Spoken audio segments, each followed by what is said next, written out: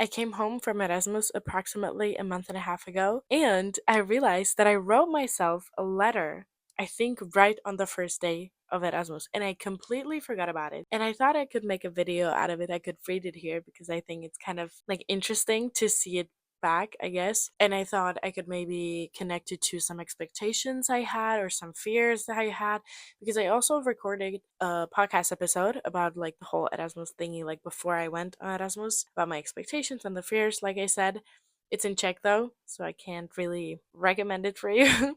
Which, by the way, I listened to like a part of it where I mentioned these things so I could like think about them and reflect on them. And I really miss doing podcasts. I already talked about it in the video. Which one was it? I think it was the one post Erasmus update. I was talking and talking and talking, and it felt like a podcast episode. And I really miss it. I love doing it, so I might get back into that soon. Anyways, I think I'm gonna start with reading the letter, and maybe if I have some thoughts in the meantime, I'll comment. I already don't remember what I wrote, like, even though I read it once already. So let's do it. February 8th, 2024. Every year in the summer, I write myself, my future self, a letter. And Erasmus looks like it's going to be a once in a lifetime experience, so I figured I'd kind of break my own tradition and write one now in the middle of the year. Well, actually, it's the start of a new one, but for years I've been using the academic timeline to orient myself in time. That's true. When I say next year, I mean the next academic year, and I've gotten myself in a couple of situations that were confusing, so I wanted to, clear the confusion. And yes, it was a once in a lifetime experience. I can't stop smiling. It's just. I arrived yesterday. The traveling was long but bearable. At first, it was strange arriving to a place I've never been, walking around with a map, dragging my 2 suitcases with 50 kilos worth of stuff. That was a lot. I was a tiny bit teary, I think, but probably just because I was very tired. I got home, unpacked my things, which made my room immediately feel like mine and more cozy. And since then, I've basically been meeting new people. I can't.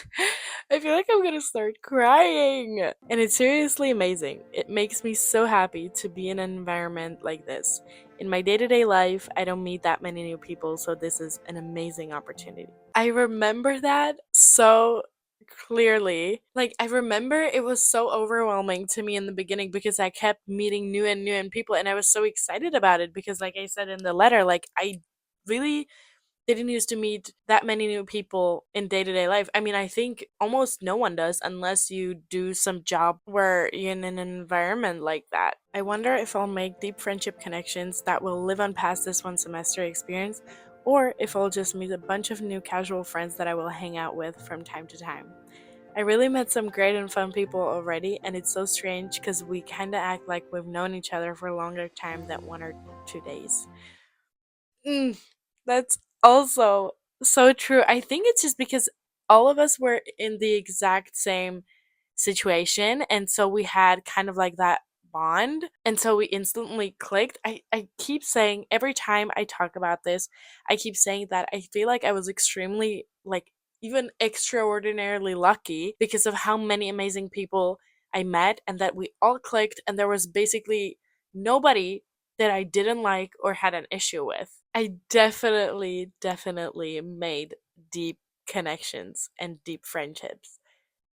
I don't know how much I'll be seeing those people and meeting with them and spending time with them, but it's definitely a bond that I will never forget. And I think I might not even experience it on this exact level again, but I know that I will see some of the people again because it's just like connections where if I call someone, it feels like we've never like stopped talking or spending time with each other. So I know that with some of them, if I just reach out or I'll be like going to their country, I'll be like, hello, I'm coming, like we can see each other, we can meet, and it will be yes, and then we'll make plans, and yeah, it's gonna be like we never left. I saw the university campus for the first time today, and the library is absolutely stunning. It really does give me Gilmore Girl vibes, and I'm here for it, since it was one of the reasons why I chose this place. Haha. That's true. One of the not criteria, but one of the things on my pro list, I guess, if we say it like that, was that the university looked beautiful. Like, I looked up the pictures and I just had this like dream of, even like years ago, to go to a university and feel like I'm in the Gilmore Girls series.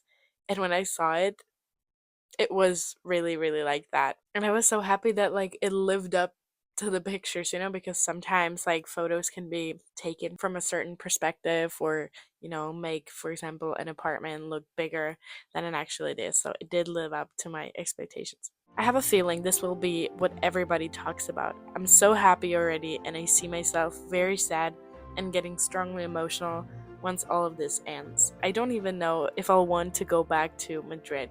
Honestly, this was really shocking to me because I'm really excited to go back to Madrid actually. Like, I really miss the city. I really miss the weather. Yes, it was difficult leaving. If you watched my post Erasmus video that I talked about, how it all went down. But yeah, I'm still excited to go back to Madrid. I'm so excited to like go back to my favorite places and be there with my friend and everything. So I think I really did not expect that, because every time I went to Madrid, I had a really hard time. I had like a dark week every time I arrived, besides the last semester where I didn't cry for the first time and I was actually really like happy and enjoying it and not like trying to rush through the semester. There are some things that currently occupy my mind though. First thing is the feeling of FOMO and overwhelmedness. The first comes from hearing people constantly talking in the kitchen, making plans, already meeting each other. I fear being left out because usually I'm really good with doing my own thing, even being by myself, but not here. I want to be part of everything, at least for now. This is a totally different world that has an expiration date. Oh my god, I was so dramatic. But I mean, it is authentic. I remembered, like, it feels like years ago, but I remember, like, right the first few days where my room was across the kitchen, people were there all the time, like, talking until midnight or probably even past midnight. And I was trying to go to bed, at reasonable hour because we're also going out a lot. And I was not used to that. Listen, I used to be a grandma. I would go to bed, like, be physically in bed around like 9 p.m. I would read, and then I would go to sleep at like 10, maybe 10:30. And then I wake up early in the morning because that's how my body works. So imagine coming to a student city on Erasmus and people wanting to party all the time, and like you wanting to party because you want to meet the people. So it was the struggle. But then I was like, okay, I partied last night. So now I have to go to bed early and sleep so I can, like balance out my usual routine. But that was so fucking difficult because there was a lot of noise, like from the street and from the kitchen. And then, like I said in the letter, like there was a lot of FOMO in the beginning because I wanted to be a part of it so bad. But I knew that if I do everything right in the beginning, I was not gonna be able to sustain that. Like, my body would be doing poorly. And like, I know from my experience from Madrid, for example, that if I don't sleep, like it really affects my mental health. And so I was afraid of like falling back into that, like panic attacks and anxiety and like sleeping paralysis. So I was trying to keep up my routine, but that was impossible. But still, like, I was doing so well, surprisingly. Like, I was not sleeping regularly at all, not enough hours, like nothing like that. And I was fine. I mean, I was sick all the time. Who knows if it was because of that. But yeah. And the second is just a consequence of having so many options. Another thought is failing classes. What if I'm not smart enough? What if the teaching system doesn't suit me? I'm currently still struggling with choosing classes. So is this going to be the best 5 months of my life? I can't wait to find out. Oh my god. Those were the best 5 months of my life. It's so cool that I wrote it like that because I completely forgot about this piece of paper. And I have been saying all the time now that those were the best 5 months of my life. And I'm so, so happy and so grateful that that was my experience because I had very high expectations. In the podcast episode that I mentioned in the Czech one, I even said it there. I was like, yes, I have high expectations. I'm gonna admit it here and now. And everything worked out honestly perfectly. Like, I know nothing is perfect, but this was so freaking close to perfect. I can't even explain it. Okay, let's take a look at the specific expectations and fears that I had that I mentioned in the podcast episode. That it's not a lot. It's just, I think, like three more or less, expectations and then two fears. The first expectation was that I will meet a lot of new people and that we will be able to like randomly make plans and I'm not gonna have to worry about it too much. That's true. I mean, all of them are true. I did meet a bunch of new people. Let's make an estimate. I would say I met around 150 people or something under 150 people. Like, I met so many. Obviously, I wasn't in close contact with them all the time. I mean, if we think about volleyball classes or like practices, even there, we were probably around 100 people, if not more, you know? So only there I met so many, and then I had some classes that I met like the Erasmus people specifically, some Belgian people, like so many, so many. Second one was that I will extremely like everything, like that experience and the place, and that it will be great, and that I have high expectations, like I said. Also, that worked out. I loved everything. The university I loved, like building wise, but the classes, mm, debatable. And the third one was that's not really an expectation, but it was more like a note where I was talking about how from Madrid, I'm usually like running away trying to have exams as early as possible and like be home as soon as possible and for the longest time possible. Whereas in Antwerp, I had to stay a very long time because I was living in the dorm and there was like a contract for 5 months and you can't do anything about it. You couldn't like do 4 months and then leave. It was just 5 months. You paid anyway. So I was like, I might as well stay. And then also my mom planned to pick me up, but since she works in education and like at school, she can leave before the official vacation, which is like the 1st of July basically. So I had to be there until then. And I was like, oh my gosh, what if I have all my exams like early in May or something? And what will I do the rest of the time there? But I was so happy that this whole situation like forced me to stay there such a long time. Like immediately after I arrived, I was like, thank God I have that quote unquote extra time and I did not regret staying long at all. Like, that's a recommendation. Stay as long as you can because I can't even imagine, like, yes, it was so hard going through all the goodbyes, but at the same time, I can't imagine being home and then like seeing people on Instagram or Be Real or whatever still together or like doing stuff. I would be like, oh my God, I want to be there with them so bad, you know? And now I have two fears. The first one is that it's going to be really difficult and like the different education system is going to be tough for me and that maybe I won't get used to it, it won't fit me, and I will fail classes, which,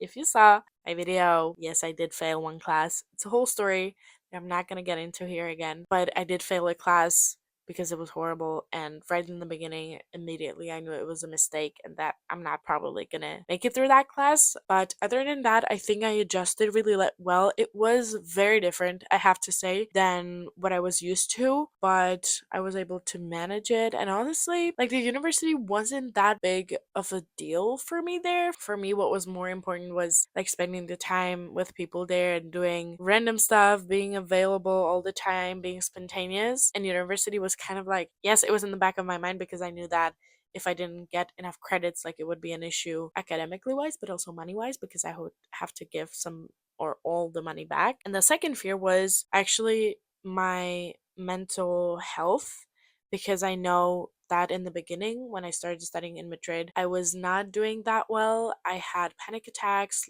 sleep paralysis, I couldn't sleep well, I had a lot of anxiety. So I was honestly very worried that it's going to be difficult for me there in the beginning, or I'm going to miss home or whatever, and that I'm going to go like back into those situations. Because in Madrid, like since I've been there for 2.5 years, like the last half year, the last semester, I was doing really well. I really didn't have any mental health issues, like not anything major. I was doing better, a lot better. And so I was scared that was gonna come back, but I have to say it didn't.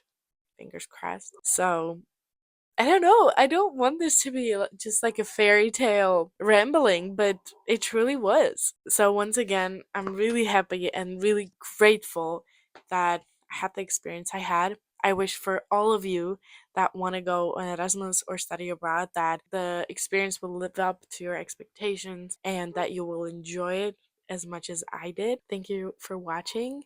Let me know about your expectations for Erasmus or some of your fears and worries, and I'll see you in the next one. Bye.